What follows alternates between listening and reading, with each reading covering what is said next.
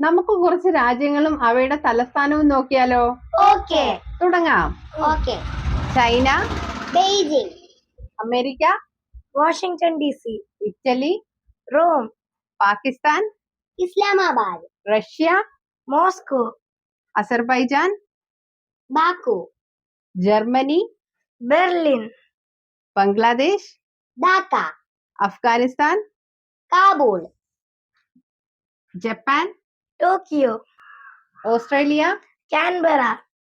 Bhutan, Thimphu. Nepal, Kathmandu. France, Paris. Canada, Ottawa. Philippines, Manila.